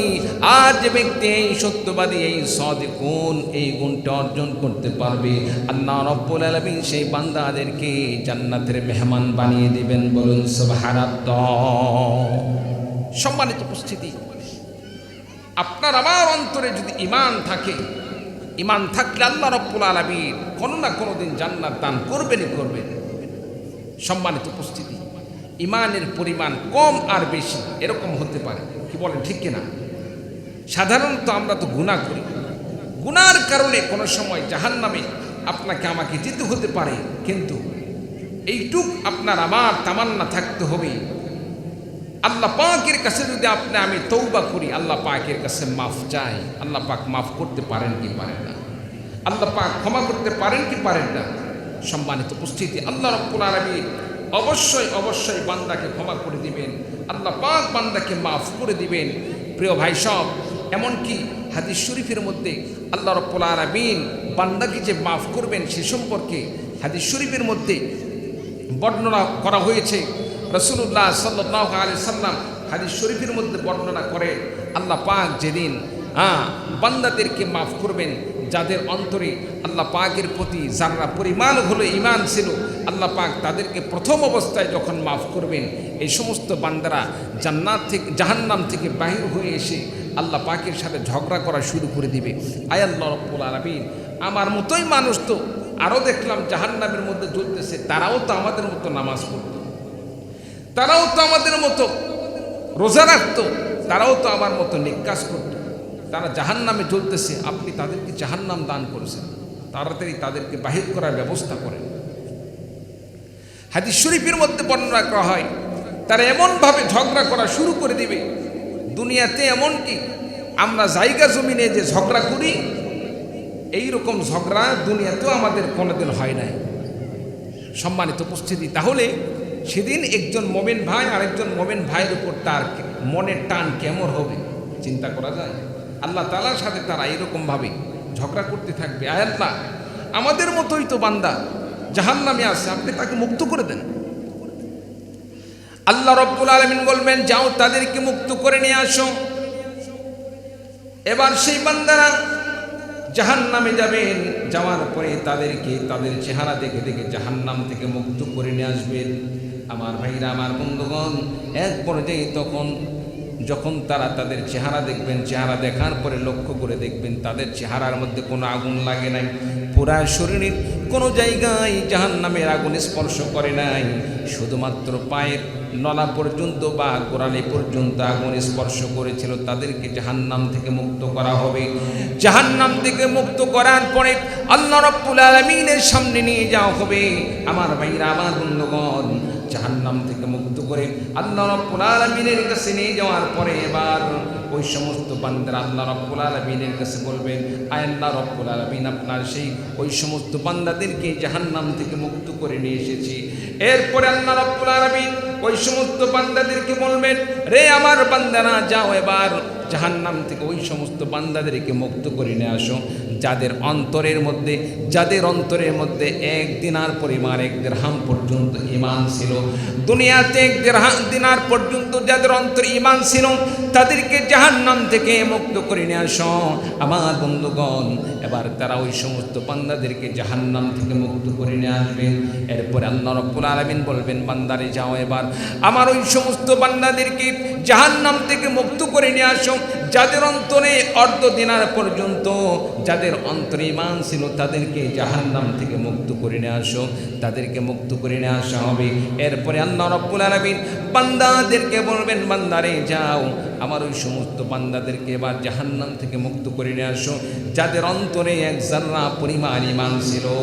এবার ওই সমস্ত বান্দারা তাদেরকে জাহান্নাম থেকে মুক্ত করে নিয়ে আসবেন যাদের অন্তরে এক যাররা পরিমাণ ঈমান ছিল। বলুন সুবহানাল্লাহ। দুনিয়াতে এক যাররা পরিমাণ যার অন্তরে ঈমান ছিল, সেদিন তাদেরকে সেই জাহান্নাম থেকে মুক্ত করার ব্যবস্থা করা হবে। প্রিয় ভাই সব, এই জন্য আপনাকে আমাকে সবসময় একটি জিনিস মনে রাখতে হবে, শিরকের গুনাহ ছেড়ে দিতে হবে, কুফরি গুনাহ ছেড়ে দিতে হবে, আর আল্লাহ তাআলার বিধানকে ভালোভাবে মেনে চলতে হবে। মানুষ হিসাবে গুনাহ হয়ে যেতে পারে, তবে মুমিনের কাজ হচ্ছে গুনাহ থেকে তওবা করা, গুনাহ থেকে ফিরে আসা। মুমিন বান্দা যদি গুনাহ থেকে ফিরে আসে, তওবা করে, আল্লাহ রাব্বুল আলামিন বান্দাকে মাফ করে দিবেন। কারণ রাসূল সাল্লাল্লাহু আলাইহি সাল্লাম হাদিস শরীফের মধ্যে ঘোষণা দিয়ে বলেন, আত-তাইবু মিনাজ যামবি কামান লা যামবা লাহু। যে ব্যক্তি গুনাহ থেকে তওবা করলো, সে ব্যক্তি আল্লাহ তাআলার কাছে এত প্রিয় হয়ে যান যেন সে ব্যক্তির কোনো গুনাহই ছিল না। বলুন সুবহানাল্লাহি ওয়া বিহামদিহি। সম্মানিত উপস্থিতি, এতগুলো মানুষকে বাহির করার পরে এবার হাদিস বর্ণনাকারী তিনি বলেন যে সমস্ত বান্দারা, এই আল্লাহ তাআলা যে বান্দাদেরকে এভাবে মুক্ত করবেন, জাহান্নাম থেকে মুক্ত করবেন, এটা যারা বিশ্বাস করে না, আল্লাহ তাআলা কোরআনে কারীমের মধ্যে যে একটা আয়াত আল্লাহ তাআলা নাযিল করেছেন, সেই আয়াত কি যেন তারা তেলাওয়াত করে, সেই আয়াত কি যেন গবেষণা করে। বর্ণনাকারী সে আয়াত বর্ণনা করতে গিয়ে বলেন, ইন্নাল্লাহা লা ইয়াযলিমু মিসকালা যাররাতিন ওয়া ইন তাকু হাসানাতান ইউদাইফুহা ওয়া ইউ'তি মিন লাদুনহু আজরান আযীমা। আল্লাহ রাব্বুল আলামিন কোরআনে কারীমের মধ্যে আল্লাহ রাব্বুল আলামিন সুস্পষ্ট ভাষায় ঘোষণা দিয়ে বলেছেন, ইন্নাল্লাহা লা ইয়াযলিমু মিসকালা যাররাতিন। আল্লাহ রাব্বুল আলামিন কোন মানুষের প্রতি এক যাররা পরিমাণ, এক বিন্দু পরিমাণ কোনো প্রকার জুলুম করেন না। ওয়া ইন তাকু হাসানাতান, বান্দার যদি এক যাররা পরিমাণ কল্যাণ থাকে, ওয়া ইন তাকু হাসানাতান, কোন বান্দার যদি একটি নেকি থাকে, আল্লাহ রাব্বুল আলামিন সেই নেকিকে ইউদাইফুহা, আল্লাহ রাব্বুল আলামিন তার জন্য সেই নেকিকে কয়েক গুণে বৃদ্ধি করে দেন। ওয়া ইউ'তি মিন লাদুনহু আজরান আযীমা, আর আল্লাহ রাব্বুল আলামিন বান্দার জন্য আল্লাহ রাব্বুল আলামিন উত্তম প্রতিদানের ব্যবস্থা করে দেন। আমার ভাইরা, আমার বন্ধুগণ, এই জন্য আল্লাহ রাব্বুল আলামিনের কাছে আপনাকে আমাকে বেশি বেশি তওবা করতে হবে, গুনাহ থেকে মুক্তি চাইতে হবে। আমি যদি গুনাহ থেকে তওবা করি, আল্লাহ রাব্বুল আলামিন মাফ করে দিয়ে একটা দিন আল্লাহ পাক আপনাকে আমাকে আল্লাহ রাব্বুল আলামিন জাহান্নাম থেকে মুক্ত করে জান্নাতের মেহমান বানিয়ে দিবেন। বলুন সুবহানাল্লাহ। সম্মানিত উপস্থিতি, তাহলে আজকের আলোচনা থেকে আমরা কি বুঝতে পারলাম? সূরাতুল বুরুজের মধ্যে যে আলোচনাটা আমি করলাম, সেখানে আসহাবে উখদুদ তারা অসংখ্য মুমিনদেরকে আগুনে পুড়িয়ে মেরেছে, হত্যা করেছে, জুলুম করেছে, নির্যাতন করেছে। শত শত মুমিনদেরকে তারা আগুনে নিক্ষেপ করে মেরেছে। একটা মুমিন বান্দাও ঈমান ছাড়ে নাই। তাহলে ঈমান আনলে কাদের মতো ঈমান আনতে হবে? আসহাবে উখদুদ তারা যেভাবে পাক্কা ঈমানদার ছিল, তাদের মতো ঈমান আনতে হবে। কি বলেন, ঠিক কিনা? নাকি দুইটা বাড়ি পড়লেই আল্লাহকে বাদ দিয়ে রাম রাম শুরু করে দেবে, এরকম নাকি? সম্মানিত উপস্থিতি, আমাদের তো ঈমান তো এরকমই বর্তমানে। এখনই যদি কোনো প্রকার আমরা বিপদের সম্মুখীন হই, অনেক সময়, কিছুদিন আগে তো আমরা এগুলো তো ভুক্তভোগী ছিলাম, কোনো সময় দেখা যাচ্ছে আপনার আমার উপর কোনো নির্যাতন আসলে মুহূর্তের মধ্যে আমার পরিচয় আমি চেঞ্জ করে ফেলে দিই, না না না আমি অমুক নয়। কি বলেন ভাই, ঠিক কিনা? ইমানদারের পরিচয় তো এটা নয়। ইমানদারের পরিচয় হচ্ছে জুলুম যতই আসুক না কেন, নির্যাতন যতই হোক না কেন, আল্লাহকে আল্লাহ বলে মেনে নিয়েছি, রসুলকে রসুল বলে মেনে নিয়েছি, আল্লাহর বিধানকে বিধান বলে মেনে নিয়েছি। আল্লাহকে বাদ দিয়ে অন্য কাউকে রব বলে প্রভু হিসাবে কখনোই আমরা মানতে পারি না। চিন্তা বলুন, ঠিক কিনা? আর যে সমস্ত বান্দারা মুহূর্তের মধ্যে তাদের রূপ চেঞ্জ হয়ে যায়। তারা তো মুমিন না, তারা তো প্রকৃতপক্ষে মুনাফিক। কারণ মুনাফিকের পরিচয় হচ্ছে মুখে বলবে একটি, অন্তরের মধ্যে মনে মনে সিদ্ধান্ত নেবে আরেকটি, মুখে বলবে একটি, করবে আরেকটি। মুনাফিকরা নিজেকে প্রকাশ করত মুসলমান, ইমানদার, কিন্তু মুনাফিকরা সবসময় যদিও ইমানদারের কথা বলে, কিন্তু প্রকৃতপক্ষে তারা কার্যক্রমের দিক দিয়ে সবসময় তারা ইসলামের বিরুদ্ধাচরণ কিভাবে করা যায় সেটাই তারা করে গিয়েছে। যার কারণে কাফেরদের চাইতে এই মুনাফিকদের আযাব, শাস্তি আল্লাহ পাকের কাছে বেশি হবে। বলুন নাউযু বিল্লাহি মিন যালিক। আমার ভাইরা, আমার বন্ধুগণ, আপনি আমি নিজেকে একটাবার প্রশ্ন করে দেখি তো, আপনি আমি মুমিন না মুনাফিক? আপনি আমি ইমানদার না কাফির? আপনার আমার পরিচয়টা কি? রাসূলুল্লাহ সাল্লাল্লাহু আলাইহি সাল্লাম মুনাফিকদের সম্পর্কে কয়েকটি তাদের দোষের কথা বর্ণনা করেছেন। আয়াতুল মুনাফিক সালাসাতুন, বিশ্বনবী সাল্লাল্লাহু আলাইহি সাল্লাম ঘোষণা দিয়ে বলেন, মুনাফিকদের পরিচয় হলো তিনটি। মুনাফিক চিনতে হলে তিনটি উপায়ে মুনাফিক চেনা যাবে। মুনাফিকের পরিচয় তিনটি। আমার ভাইয়েরা, আমার বন্ধুগণ, বিশ্বনবী এক নম্বরে বলেন, ইদা হাদ্দাসা কাযাবা। মুনাফিক বান্দা যখন কথা বলে, কথায় কথায় তারা মিথ্যা কথা বলে। মুনাফিক বান্দা কখনোই সত্য কথা বলে না। আমাদের সমাজে এমন মানুষ আছে না নাই, যারা প্রত্যেক কথায় কথায় মানুষের সামনে মিথ্যা কথা বলে? মিথ্যাবাদী আছে না নাই? অধিকাংশ মানুষ আমরা মিথ্যা কথা বলি। একটু বিপদে পড়লে আমরা মিথ্যার মাধ্যমে আমরা সেখান থেকে উদ্ধার হওয়ার চেষ্টা করি। মিথ্যার মাধ্যমে আমরা মানুষের সামনে নিজেকে বড় করে প্রকাশ করার জন্য আমরা অনেক সময় মিথ্যার আশ্রয় গ্রহণ করি। সম্মানিত উপস্থিতি, মানুষের সামনে আমরা দাবি করি ইমানদার, কিন্তু কার্যক্রমে মুনাফিক। জান্নাত পাওয়া যাবে? বলেন, জান্নাত পাওয়া যাবে? পাওয়া যাবে না। কথায় কথায় মিথ্যা কথা বলা মুনাফিকের আলামত। 2 নম্বর রাসূল সাল্লাল্লাহু আলাইহি ওয়াসাল্লাম ঘোষণা দিয়ে বলেন, আয়াতুল মুনাফিকি সালাসাতুন, ইদা হাদ্দাসা কাযাবা ওয়া ইদা ওয়া'আদা আখলাফা। 2 নম্বরে বিশ্ব নবীজি বললেন, যখন তারা ওয়াদা করবে, ওয়াদার খেলাফ করবে। আমাদের সমাজে দেখা যাবে প্রত্যেকটা জায়গায় এখন এমন পরিবেশ, ওয়াদা করার সময় আল্লাহর নাম নিয়ে শত শতবার কসম খাচ্ছে, ওয়াদা করতেছে। আমার ভাইরা, আমার বন্ধুগণ, এই ওয়াদা করার পরে দেখা যাবে ওয়াদা পালনের ক্ষেত্রে এক বিন্দু পরিমাণ সে ওয়াদা রক্ষা করে না। আমার ভাইরা, আমার বন্ধুগণ, ওয়াদা রক্ষা করে চলা এটা হচ্ছে মুমিনের কাজ। আজ ব্যক্তি ওয়াদার খেলাফ করলো, ওয়াদা পূরণ করলো না, ওয়াদা রক্ষা করলো না, বিশ্বনবী সাল্লাল্লাহু আলাইহি সাল্লাম ঘোষণা দিয়ে বলেন, সেই বান্দার নাম হলো, তার পরিচয় হলো মুনাফিক। আমার ভাইরা, আমার বন্ধুগণ, 3 নম্বরে রাসূলুল্লাহ সাল্লাল্লাহু আলাইহি সাল্লাম ঘোষণা দিয়ে বলেন, ওয়া ইদা আতুমিনা খানা। মুনাফিকের 3 নাম্বার পরিচয় হলো, যখন তার সামনে আমানত রাখা হয়, আমানত সে পূর্ণ করে না, আমানতের খেয়ানত করে। আমার ভাইরা, আমার বন্ধুগণ, বর্তমান সমাজে এমন দেখা যায়, একজন ব্যক্তিকে বিশ্বাস করে তার কাছে গিয়ে আমি 20,000 টাকা তার কাছে আমানত রাখলাম, বললাম ভাই আগামীকাল আপনার কাছ থেকে এই টাকাটা নেব। আমার ভাইরা, আমার বন্ধুগণ, দেখা যায় সে নেওয়ার সময় অনেক আমানতদারের পরিচয় দিয়ে তার কাছে টাকাটা নিল, টাকা রেখে দিল, কিন্তু যখন তার কাছ থেকে টাকা ফিরিয়ে নেবেন, ফিরিয়ে নেওয়ার সময় দেখা যাবে ওই ব্যক্তি আমানত ঠিকমতো সে পালন করে নাই, বরং যে টাকা যাবেন সেই টাকার আমানত রক্ষা না করে আমানতের খেয়ানত করে টাকার মধ্যে কম বেশ করে দেয়। এরকম আছে না? সম্মানিত উপস্থিতি, শুধু টাকা পয়সার মাধ্যমেই যে আমানতের খেয়ানত হয় বিষয়টা এরকম নয়। আমরা তো অনেক সময় বন্ধু বান্ধবের কাছে অনেক কথার আমানত রাখি। অনেক সময় আমরা বলি, বন্ধু এই কথা অন্য কাউকে যেন বলো না। কি বলেন, এরকম হয় কি হয় না? আমি তাকে বললাম এই কথা কাউকে বলো না, এই কথা তাকে অন্যের কাছে বলতে নিষেধ করলাম, তার জন্য কর্তব্য কি এই কথাটা অন্য কারো কাছে না বলা? কি বলে, ঠিক? কিন্তু দেখা যাচ্ছে যাকে বললাম এই কথা কাউকে বলো না, সে আমার কাছে না বলে এইরকম ভাবে আরেকজনকে বলতেছে, এটা তোমার কাছেই বললাম, অন্য কাউকে বলো না। যাকে বললো সেও আবার আরেকজনকে বলতেছে এটা তোমার কাছে বললাম, অন্য কাউকে বললাম।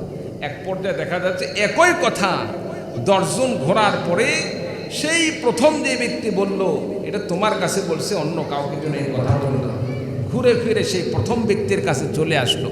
সম্মানিত আমার বন্ধুগণ, এইরকম যদি আপনার আমার খাসলত হয় তাহলে কি মুমিনের পরিচয় থাকে? আপনার আমার পরিচয় কি মুমিন থাকে? থাকে না। আমার ভাইরা, আমার বন্ধুগণ, রাসূলুল্লাহ সাল্লাল্লাহু আলাইহি ওয়াসাল্লাম মুনাফিকদের সম্পর্কে 3টি পরিচয় দান করেছেন। 1 নাম্বার কথায় কথায় মিথ্যা কথা বলা, 2 নাম্বার বিশ্ব নবীজি বললেন ওয়াদার খেলাফ করা, 3 নাম্বার আমানতের খেয়ানত করা। এই তিনটি কথা রাসূলুল্লাহ সাল্লাল্লাহু আলাইহি ওয়াসাল্লাম বললেন, কোন ব্যক্তি যদি এই 3টি কাজ করে, এই 3টি জিনিসের যদি কোনো প্রকার অন্যায় করে, এই 3টি জিনিস করে থাকে, সে কখনোই মুমিন হতে পারে না, মুনাফিকের অন্তর্ভুক্ত হয়ে যায়। আর মুনাফিকদের সম্পর্কে আল্লাহ রাব্বুল আলামিন কোরআনে কারীমের মধ্যে ঘোষণা দিয়ে বলেন, ইন্নাল মুনাফিকিনা ফিদ দারকিল আসফালি মিনান নার ওয়া লান তাজিদ লাহুম নাসীরা। আল্লাহ রাব্বুল আলামিন ঘোষণা দিয়ে বলেন, যারা মুনাফিক, নিঃসন্দেহে মুনাফিকদের জন্য আল্লাহ পাক বলেন নিঃসন্দেহে মুনাফিকরা ইন্নাল মুনাফিকিনা ফিদ দারকিল আসফালি মিনান নার, তারা জাহান্নামের তলদেশে থাকবে, জাহান্নামের একেবারে নিচে থাকবে। ওয়ালান তাজিদ লাহুম নাসীরা। আল্লাহ রাব্বুল আলামিন বলেন সেখানে তাদেরকে কেউ সাহায্য করে থাকবে না। আল্লাহ পাক বলেন ইন্নাল মুনাফিকিনা ফিদ দারকিল আসফালি মিনান নারি ওয়া লান তাজিদ লাহুম নাসীরা, সেখানে তাদের কোনো সাহায্যকারী থাকবে না। তার মানে হলো সেই জাহান্নাম থেকে, আগুন থেকে রক্ষা করার মতো কোনো অভিভাবক সেখানে থাকবে না। আমার ভাইরা, আমার বন্ধুগণ, এই জন্য মুনাফিকতাকে ছেড়ে দিতে হবে, মিথ্যা কথা ছেড়ে দিতে হবে, আমানতের খেয়ানত ছেড়ে দিতে হবে, মানুষের সাথে সবসময় সত্য কথা বলতে হবে, আমানত রক্ষা করে চলতে হবে। কারোর সাথে ওয়াদা করলে, অঙ্গীকার করলে অঙ্গীকার পূরণ করতে হবে। কোনো মানুষ যদি এই 3টি কাজ করতে পারে, সত্য কথা বলতে পারে, আমানত রক্ষা করে চলতে পারে, মানুষের সাথে ওয়াদাকে রক্ষা করে চলতে পারে, বিশ্ব নবীজি ঘোষণা দিয়ে বলেন তার নাম হলো ইমানদার, তার নাম হলো মুমিন। আর আল্লাহ রাব্বুল আলামিন মুমিন বান্দা হিসেবে এই 3টি কাজ করার কারণে আল্লাহ রাব্বুল আলামিন আখিরাতে মুমিন বান্দাকে আল্লাহ রাব্বুল আলামিন ক্ষমা করে জান্নাতের ব্যবস্থা করে দিবেন। বলেন সুবহানাল্লাহ। মুমিন বান্দা যতগুলো গুণ আছে তার মধ্যে অন্যতম গুণ মানুষের সাথে ওয়াদা রক্ষা করে চলা, কথায় কথায় মিথ্যা না বলে, মিথ্যার আশ্রয় গ্রহণ না করে সত্যের সাথে চলা, ওয়াদা পূর্ণ করা। সম্মানিত উপস্থিতি, রাসূলুল্লাহ সাল্লাল্লাহু আলাইহি সাল্লাম যখন হিজরত করে মদিনায় চলে গেলেন, মদিনায় যাওয়ার সময়, হিজরতের সময় বিশ্বনবী সাল্লাল্লাহু আলাইহি সাল্লামের কাছে কাফের মুশরিকরা অনেক আমানতের জিনিস রেখে গিয়েছিলেন।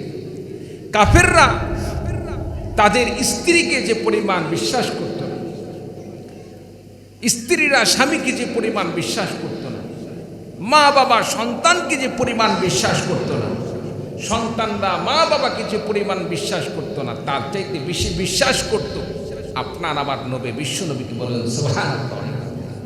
যার কারণে তারা তাদের সম্পদগুলোকে নবীজির কাছে তার আমানত রেখে যেতেন। সুবহানাল্লাহ। রাসূলুল্লাহ সাল্লাল্লাহু আলাইহি সাল্লামের কাছে তার আমানত রেখে যেতেন। তাদের এই বিশ্বাস ছিল মুহাম্মদের কাছে কোনো জিনিস রাখলে এটার খেয়ানত হবে না, কারণ সে সত্যবাদী। সুবহানাল্লাহ বলেন না, সত্যবাদী রাসূল কোনোদিন তার জীবনে মিথ্যা কথা বলেন নাই, কারো সম্পদ অন্যায়ভাবে তিনি গ্রহণ করেন নাই। রাসূল সাল্লাল্লাহু আলাইহি সাল্লাম যখন হিজরত করলেন, হিজরত করার সময় কি করলেন? হযরত আলী রাদিয়াল্লাহু তাআলা আনহুকে বললেন, আলী, আমি যখন চলে যাব, আমি চলে যাওয়ার সময় আমার খাটে একটি চাদর গায়ে দিয়ে আমার বিছানায় তুমি শুয়ে থাকবে, আমার বিছানায় চাদর মুড়ি দিয়ে তুমি সেখানে ঘুমিয়ে থাকবে। সকাল হয়ে গেলে এই যে আমানতের যে মালগুলো আমার কাছে রাখা হয়েছিল, আমানতের মালগুলো প্রত্যেকের কাছে পৌঁছে দিবে। সম্মানিত উপস্থিতি, বিশ্বনবী ইচ্ছা করলে কিন্তু আমানতের যে সমস্ত মালগুলো দেওয়া ছিল সবগুলো নিয়ে যেতে পারতেন, কিন্তু রাসূল তা করলেন না। কেন? মানুষের সম্পদ যেটা আমানতের জন্য রাখা হয়েছে, এই আমানত রক্ষা করাটাই হচ্ছে ইমানদারের কাজ, একজন প্রকৃতপক্ষে মানুষের কাজ। চিল্লা বলো ঠিক না? আর সুযোগ পাইলাম সবগুলো নিয়ে চলে গেলাম, এটা কোনোদিন মানবতা নয়, এটা কোনোদিন মুমিনের কাজ নয়। আমরা অনেক সময় দেখি মুহূর্তের মধ্যে এলাকা থেকে হঠাৎ করে অমুক ব্যাংক মুহূর্তের মধ্যে উধাও, রাতারাতি ব্যাংক গায়েব হয়ে চলে গেল, হাজার হাজার কোটি টাকা নিয়ে দেশ থেকে বিদায় নিয়ে চলে গেল। অমুক এলাকার স্থানীয় কোনো দেখা যাচ্ছে আপনার সমিতি হঠাৎ করে গায়েব হয়ে চলে গেল। এরকম হয় কি হয় না? সম্মানিত উপস্থিতি, এই যে সুযোগ পাইলেই সেটার সদ্ব্যবহার করা, মানুষের আমানত রক্ষা না করা, এটা হচ্ছে মুমিনদের কাজ নয়, এটা মুনাফিকের কাজ। রাসূল সাল্লাল্লাহু আলাইহি সাল্লাম হযরতে আলী রাদিয়াল্লাহু তাআলা আনহুকে বললেন, আমার বিছানায় শুয়ে থাকবে, আমার বিছানায় শুয়ে থেকে সকাল যখন হয়ে যাবে আমানতের সম্পদগুলো তাদের মালিকদের কাছে পৌঁছে দেবে। আলী রাদিয়াল্লাহু তাআলা আনহু বিছানায় শুয়ে পড়লেন, আর এদিকে কাফেররা রসুলকে মনে করে তারা বাড়ির চতুর্পাশ দিয়ে তারা বিভিন্নভাবে প্রদক্ষিণ করতেছে, রসুলের ঘর তারা ঘিরে রাখছে, সকাল হলে মুহাম্মদকে গ্রেফতার করবে। বলুন না আউযুবিল্লাহি মিনাশ। সম্মানিত উপস্থিতি, আল্লাহ যদি কাউকে বাঁচাইতে চান দুনিয়া কেউ মারতে পারে। জোরে বলেন, আল্লাহ যদি কাউকে রক্ষা করতে চান দুনিয়ার কেউ তাকে মারতে পারে। বিশ্বনবী সাল্লাল্লাহু আলাইহি ওয়াসাল্লাম রাতে তিনি হিজরত করে চলে গেলেন। হযরত আলী রাদিয়াল্লাহু তাআলা আনহু নবীজির বিছানায় শুয়ে পড়লেন, চাদর মুড়ি দিয়ে রাসূলুল্লাহ সাল্লাল্লাহু আলাইহি ওয়াসাল্লামের খাটে শুয়ে পড়লেন। আমার ভাইরা, আমার বন্ধুগণ, হযরত আলী রাদিয়াল্লাহু তাআলা আনহু তিনি কিন্তু বুঝতে পেরেছেন এই কাফের মুশরিকরা নবীর বাড়ি ঘিরিয়ে নিয়েছেন, নবীকে হত্যা করার জন্য, নবীকে মেরে ফেলে দেওয়ার জন্য সেই নবীর বিছানায় আমি শায়িত হয়েছি। তারা এমন হতে পারে কাপড় খুলে না দেখে, চাদরটা না টান দিয়ে তারা সরাসরি আমার উপর আঘাত করতে পারত, মুহাম্মদ বলে, নবী বলে। হযরত আলী রাদিয়াল্লাহু তাআলা আনহু সিদ্ধান্ত নিলেন, আমার জীবনের বিনিময়ে যদি বিশ্ব নবী সাল্লাল্লাহু আলাইহি ওয়াসাল্লাম মুক্তি পেয়ে যান, আল্লাহ পাক যদি নবীকে আল্লাহ রাব্বুল আলামিন বাঁচানোর ব্যবস্থা করে দেন, আর আমি আলী রাদিয়াল্লাহু তাআলা আনহু আমাকে যদি কাফের মুশরিকরা নবী মনে করে না দেখে তারা আমাকে প্রহার করতে করতে আমাকে যদি দুনিয়া থেকে বিদায় দিয়ে দেয়, আমি কতই না সৌভাগ্যশীল হব যে আমি আলীর জানের বিনিময়ে আমার বিশ্বনবী সাল্লাল্লাহু আলাইহি ওয়াসাল্লামকে আল্লাহ রাব্বুল আলামিন মুক্তির ব্যবস্থা করে দিয়েছেন। বলুন সুবহানাল্লাহ। আমার ভাইরা, আমার বন্ধুগণ, সকাল হয়ে গেল। হযরত আলী রাদিয়াল্লাহু তাআলা আনহু বিছানায় চাদর মুড়ি দিয়ে ঘুমাচ্ছেন। কাফের মুশরিকের দল ঘরের দরজা খুললেন, দরজা খোলার পরে লক্ষ্য করে দেখলেন যে জায়গায় বিশ্বনবী শায়িত থাকার কথা, চাদরটি টান দিয়ে দেখলেন নবী আর সেই জায়গায় নাই, নবীর জায়গায় হযরতে আলী রাদিয়াল্লাহু তাআলা আনহু সেখানে শায়িত অবস্থায় আছেন, ঘুমন্ত অবস্থায় আছেন। বলুন সুবহানাল্লাহ। রাসূল সাল্লাল্লাহু আলাইহি ওয়াসাল্লাম শুধুমাত্র আমানত রক্ষা করার জন্য, আমানতের যেন খিয়ানত না হয়, আমানত রক্ষা করার উদ্দেশ্যেই রাসূল সাল্লাল্লাহু আলাইহি ওয়াসাল্লাম এমন রিস্ক গ্রহণ করেছেন। এমন একটি ভয়ানক অবস্থায়, যে সময় মানুষের জীবন নিয়ে খেলার বিষয়, মুহূর্তের মধ্যে আঘাত করে শেষ করে দিতে পারে। রাসূল সাল্লাল্লাহু আলাইহি ওয়াসাল্লাম এমন সময় আলী রাদিয়াল্লাহু তাআলা আনহুকে রেখে গেলেন। কেন? সাথে নিয়ে যেতে পারতেন, পরবর্তীতে যা হয় সেটা পরের দেখা যাবে, এইরকম হতে পারত। কিন্তু রাসূল সাল্লাল্লাহু আলাইহি ওয়াসাল্লাম আমানতের সম্পদগুলো তাদের কাছে পৌঁছে দেওয়ার জন্য, এই জন্য আলী রাদিয়াল্লাহু তাআলা আনহুকে রেখে গেলেন, যে দুনিয়ার কোনো মানুষ যেন এই কথা বলতে না পারে বিশ্বনবী মানুষের আমানত গ্রহণ করে আমানতের খেয়ানত করছে, এই কথা যেন দুনিয়ার কোন মানুষ বলতে না পারে। বলুন সুবহানাল্লাহ। সম্মানিত উপস্থিতি, তাহলে আপনার আমার কাজ কি? আমানত খেয়ানত করা যাবে না, আমানত রক্ষা করে চলতে হবে। ইমানদারের মূল কাজ তিনটি। এক নাম্বার, এখানে মুনাফিকদের যে কয়টি কথা বলা হয়েছে তার বিপরীত করা। মুনাফিকের পরিচয় তিনটি। ইদা ওয়াদা আখলাফা, এক নাম্বার ইদা হাদ্দাথা কাযাবা, যখন সে কথা বলে কথায় কথায় মিথ্যা কথা বলে। মিথ্যা কথা বললে হয় মুনাফিক, আর কথায় কথায় যদি সত্য বলে সে ব্যক্তি হয়ে যায় মুমিন, ইমানদার। বলুন সুবহানাল্লাহি ওয়া বিহামদিহি। রাসূল সাল্লাল্লাহু আলাইহি সাল্লাম বলেন, আস-সিদকু ইউনজি ওয়াল কিযবু ইহলিক, সত্য মানুষকে নাজাত দান করে আর মিথ্যা মানুষকে ধ্বংস করে দেয়। সুতরাং আমরা সত্যের পক্ষে না মিথ্যার পক্ষে? জোরে বলেন, সত্যের পক্ষে না মিথ্যার পক্ষে? সত্যের পক্ষে থাকতে হবে। সত্য বলতে গিয়ে যদি জীবন চলে যায়, সত্যের পক্ষে থাকতে গিয়ে যদি দুনিয়ার সব কিছু হাতছাড়া হয়ে যায়, তারপরেও সত্যের পক্ষে থাকতে হবে। কারণ এই সত্যই একদিন আপনাকে আমাকে নাজাত দান করবে, আল্লাহ তাআলার জান্নাতের মেহমান বানিয়ে দিবেন। বলুন সুবহানাল্লাহি ওয়া বিহামদিহি। সুবহানাল্লাহ। আমার ভাইরা, আমার বন্ধুগণ, এজন্য মুমিন হিসাবে আপনাকে আমাকে রাসূলুল্লাহ সাল্লাল্লাহু আলাইহি সাল্লামের আদর্শ গ্রহণ করে চলতে হবে, নবীজির আদর্শ গ্রহণ করে চলতে হবে, আল্লাহর বিধান মেনে চলতে হবে। আল্লাহ রাব্বুল আলামিন যেমন নামাজ দান করেছেন, নামাজ পড়তে হবে। রোজা দান করেছেন, রোজা রাখতে হবে। হজ দান করেছেন, হজ ফরজ হলে হজ করতে হবে। যাকাত ফরজ করে দিয়েছেন, যাকাত ফরজ হলে যাকাত আদায় করতে হবে। আমার বন্ধুগণ, ঠিক তেমনিভাবে বিভিন্ন সময় ইসলাম বিপদের সম্মুখীন হতে পারে। ইসলামকে নিয়ে বিভিন্ন প্রকার ষড়যন্ত্র হতে পারে, চক্রান্ত হতে পারে। আমার বন্ধুগণ, ইসলামকে নিয়ে কোনো প্রকার চক্রান্ত হলে, ষড়যন্ত্র হলে, ইসলামকে ষড়যন্ত্র মুক্ত করতে গিয়ে, ইসলামকে হেফাজত করতে গিয়ে আপনাকে আমাকে আল্লাহর দেওয়া জান দিয়ে, আল্লাহর দেওয়া মাল দিয়ে আল্লাহ রাস্তায় ঝাঁপিয়ে পড়ে নিজের জীবনকে আল্লাহ রাস্তায় কুরবানি করে দিতে হবে। আল্লাহ রাস্তায় যদি নিজের জীবনকে কুরবানি করে দিতে পারি, আল্লাহ রাব্বুল আলামিন আপনাকে আমাকে মুমিন হিসাবে আল্লাহ পাক জান্নাতের মেহমান হিসাবে কবুল করে নেবেন। বলুন সুবহানাল্লাহ। ইসলামের জন্য যদি রক্ত দিতে হয়, জীবন দিতে হয়, নিজের জীবন কুরবানি করতে হয়, রাজি আছেন তো ইনশাআল্লাহ? রাজি আছেন তো ইনশাআল্লাহ? আল্লাহ পাক আমাদের সকলকে কবুল করুন। সকল বলে আল্লাহুম্মা আমিন।